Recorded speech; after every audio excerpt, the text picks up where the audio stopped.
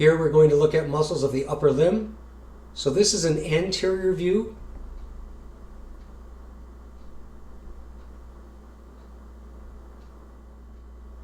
This is a lateral view. You can see the deltoid muscle here, the shoulder, the brachial region, the antebrachial region, and the hand. This is a posterior view. You can see again the hand. This, in anatomic position, this would actually be medial up to here. This part would be more posterior because of how we would hold our arms in anatomic position. And then of course, this is the posterior fibers of your shoulder and muscles of the scapula, teres major and minor. But this is a posterior view. And this is a medial view. So I'm showing you all of these views because as we move through this video and actually name the muscles, I will not have this in the stand. I'll have it lying on the table. So by knowing these views, you should be able to orient yourselves regardless of which portion of the arm we're focusing on at any given time. So now taking a closer look at the upper limb, we can see almost the entire model here, but I want to focus on the brachial region and the shoulder region here. Just to orient you, this is the pectoralis major. They've cut it away, so this would be more of an anterior view.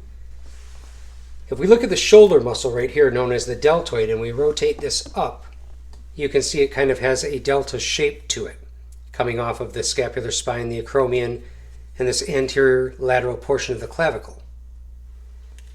If we look at more of the direct brachial region, we can see the biceps group right here, biceps, two heads. So you have a long and a short head, making up the biceps brachii, and those will flex the elbow, or flex the arm at the elbow. If we roll this to a lateral view, you can see between the biceps group and the triceps group, we have this brachialis muscle right here, the brachialis. And then rotating more to a posterior view, you can see the triceps group. Now there are three heads to the triceps. So you have the lateral head because it is the most lateral, the long head because it is physically the longest, and then right here, the medial head. The gray tissue you see here is tendinous. These are the tendons of the triceps that will anchor it to the olecranon process of the ulna. If we come back to this anterior view now, and let's focus on the antebrachial region. So this muscle coming from the brachial region down to the radius is the brachioradialis. They just more or less combine the names of the two anatomic regions, the brachial region and the radial bone, brachioradialis. If we look at this large muscle on the posterior of the arm, this is the extensor surface. So this is called the extensor digitorum. And anytime you hear digitorum in the name of a muscle, looking at the arm and the leg, it's going to have multiple tendons coming from one muscle going to the digits. So in this case, this extensor digitorum will extend the fingers. If we rotate a little more this way, we'll come to this muscle, right here. This is the extensor Carpi ulnaris. Now again, still on the extensor surface, going to the carpal bones on the ulnar side. This is your ulna right here, and it's in line with your baby finger.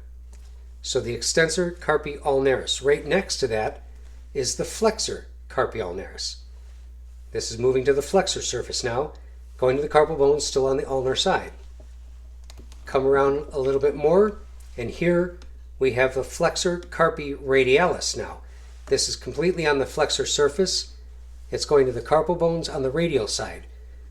In line with your thumb is your radius. In fact, this would be your radial artery.